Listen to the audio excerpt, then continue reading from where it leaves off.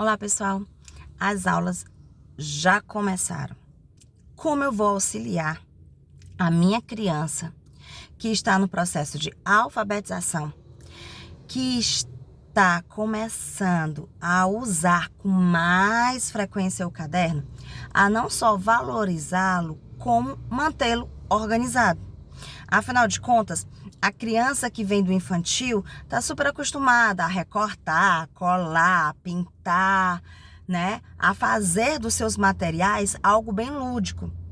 E a partir do momento que passa para o fundamental, esse lúdico diminui um pouco e ela passa a ter mais contato com a escrita, né? Com o caderno, e ela vai precisar de algumas orientações.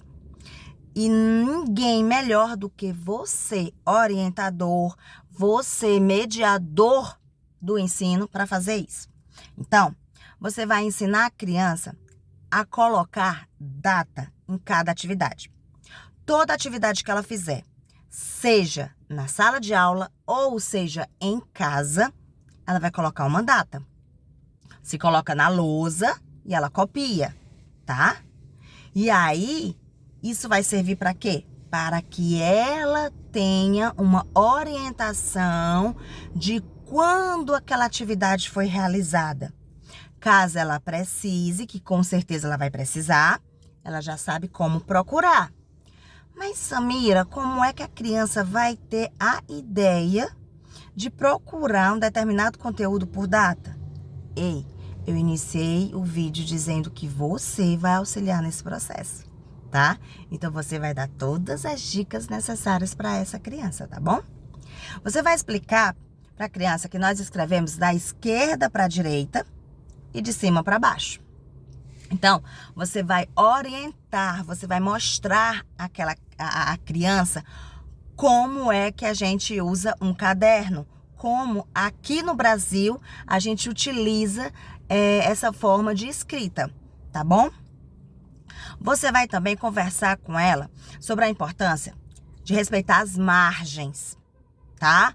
De como é que se escreve, a questão do tamanho, que isso ela já vem aprendendo desde o infantil, tá? Esses detalhezinhos que eu tô falando, a criança já vem desenvolvendo desde o infantil. Nós vamos enfatizar, nós vamos mostrar de forma mais clara e mais evidente, tá certo?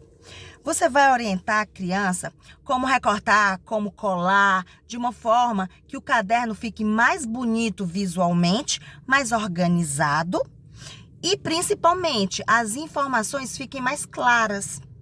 Então, nós também vamos orientar as nossas crianças como fazer a colagem de forma que ela venha propiciar muito mais a sua aprendizagem. Lembrando que você não vai fazer isso para a criança. E até pode fazer uma única vez para mostrar como se faz. Depois é a criança que tem que fazer, tá bom?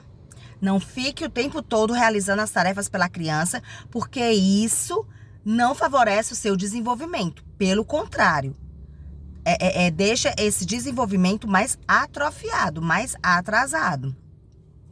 Mostre também a importância de escrever na linha, utilizando a linha, para que ela não fique, né, escrevendo como se fossem umas ondinhas.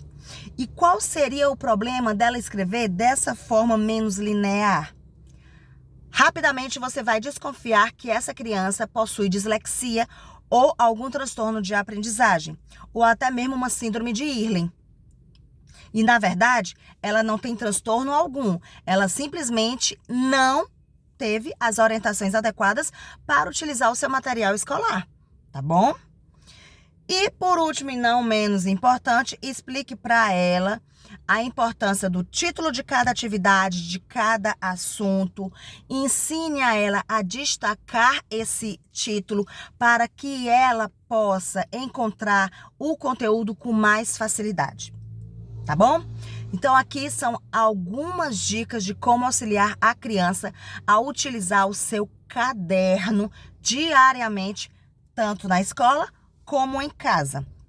Você também pode passar essas informações para os responsáveis dessa criança, para que esses responsáveis continuem esse processo em casa.